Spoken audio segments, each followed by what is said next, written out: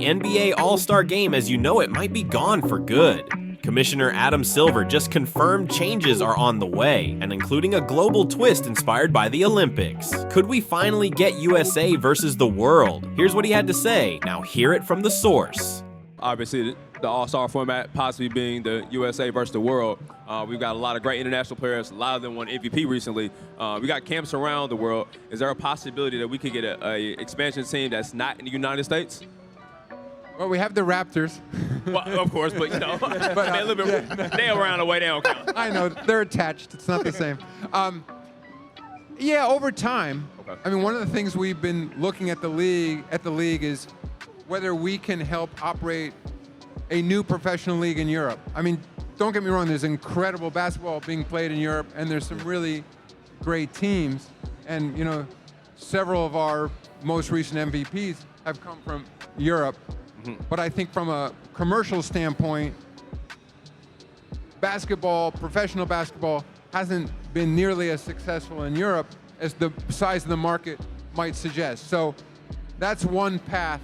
I wouldn't call it expansion directly, but it's building off the NBA brand and potentially doing more in Europe. To your direct question about teams in Europe, I think over time it's definitely possible. Like, I was in Paris last summer for the Olympics. I mean, the interest was off the charts. I mean, to me, it was the hottest sport there. I mean, like, we were selling out every game, not just the games involving USA, but, you know, the gold medal game was USA versus France.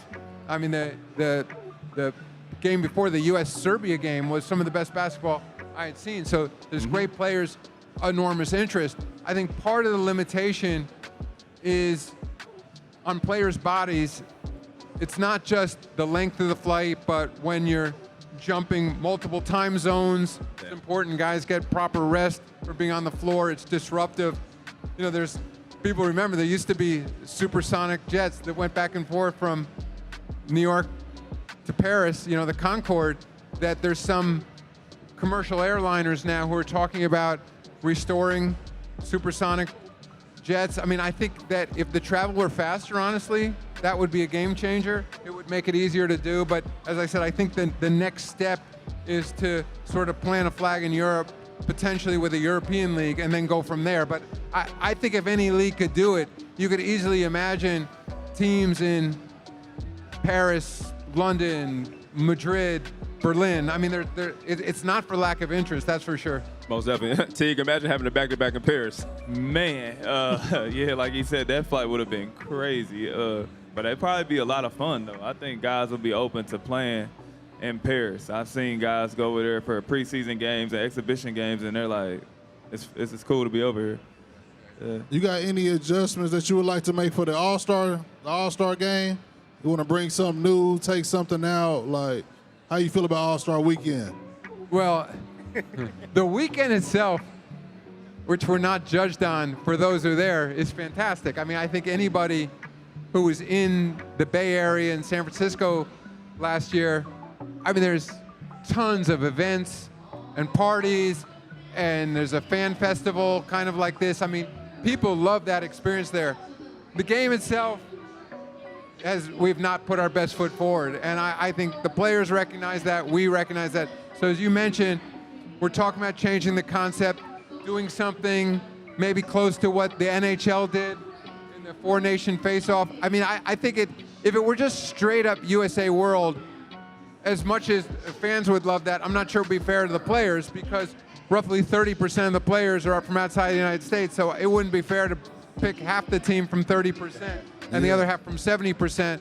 But I think I know we're looking at different formats now, talking to the Players Association, because we need their agreement where we would use that concept, again, similar to the NHL did, where you'd create that passion around the USA playing other countries, other regions in the world. I mean, I'm particularly excited about it. I'll just add, so next year our All-Star game is moving to NBC, where it was in the old days, and we'll be in the middle of the Winter Olympics. So on the Sunday when the All-Star game takes place, for TV watchers, they'll be watching the Olympics, you know, all day. Then you'll come to our All-Star game, and then after our All-Star game, we'll be going back to the Olympics. So I'd love to play off that theme that will be smack in the middle, as as I said, of that Olympic competition. So I think it's a good time for us to be looking at those formats. Okay, cool. Now, listen, I got the jersey on, you know what I'm saying, the GOAT. A lot of fans miss the classic jerseys. Is there a world where we could possibly have the All-Star game back into the original uniforms of the players? You know, I'm looking around. There's a gentleman out there named Sal LaRocca, and he oversees all of merchandising. So, Sal, you heard that. Are you nodding your head yes?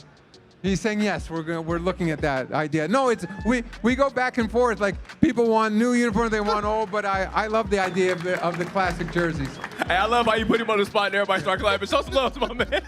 You know, hey, you know, the feedback from our fans is critically important. So thank you, everybody. Most definitely.